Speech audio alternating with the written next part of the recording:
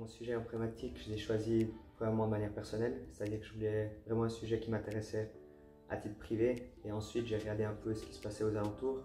Je voulais aussi faire quelque chose qui se passait sur le canton de Fribourg ou en tout cas dans les environs, mais j'ai vraiment choisi quelque chose, un secteur de l'économie en fait, et pas une entreprise privée ou publique. C'est vraiment ce qui m'intéressait. Du coup, je me suis concentré sur un domaine touristique plutôt. C'était vraiment ce qui Alors j'ai commencé par me faire un échéancier, savoir quand est-ce que je devais lire mes articles, écouter mes vidéos, mes reportages, lire mes livres. Ensuite, j'ai eu toute une phase de recherche où je m'informais beaucoup sur le sujet pour connaître en fait le fond du problème et qu'est-ce qu'ils peuvent apporter comme élément. Donc en partant de ce calendrier privé, j'ai pu faire comme ça en sachant que j'avais terminé avant et que j'allais jamais être sous stress. Ça permettait en fait d'être plus ou moins relax durant la phase du travail de bachelor. Alors pour gérer mon temps et mon stress, c'est un trait de caractère en fait qui est ressorti, c'est que je déteste être pris au dépourvu. Du coup, je mettais toujours des échéances avant les deadlines officielles que mon prof me fixait ou quand je me fixais, dans le but de terminer assez à l'avance pour pouvoir relire, m'informer encore, aller approfondir quelques sujets. Et au moins, ça permet d'être tranquille aussi avec les cours, parce qu'il y a aussi les examens à côté, peut-être un travail ou une activité familiale. Donc au moins, on est toujours au taquet pour écrire ce sujet. Alors, mes principales sources d'informations, c'était plutôt pratique pour mon travail, comme c'était sur le secteur du tourisme.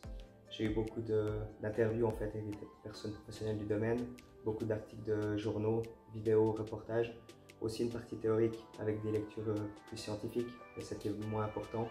Et j'ai aussi eu un questionnaire en fait que j'ai fait sur internet pour avoir l'approche des gens et du public, plutôt d'un point de vue de la société.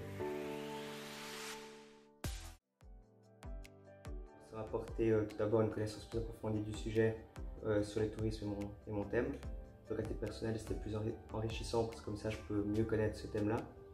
Ensuite, d'un point de vue professionnel ou plutôt pour le travail, ça m'a appris à gérer mon temps, gérer mon stress, savoir se poser des deadlines et puis finaliser un travail correct, quand même conséquent parce que 60 pages c'est quand même pas rien.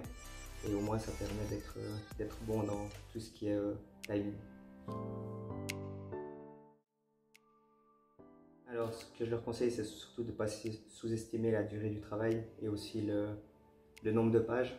Je pense qu'il faut beaucoup s'informer sur le sujet pour pouvoir être prêt en fait, à répondre aussi aux questions de l'expert et du prof lors de l'oral.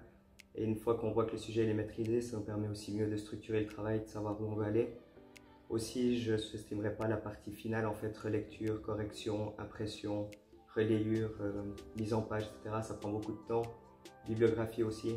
Donc ça c'est vraiment très important pour un bon travail.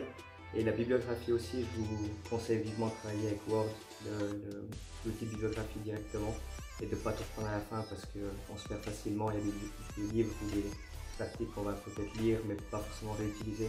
Et si on n'a pas des notes claires, on se perd.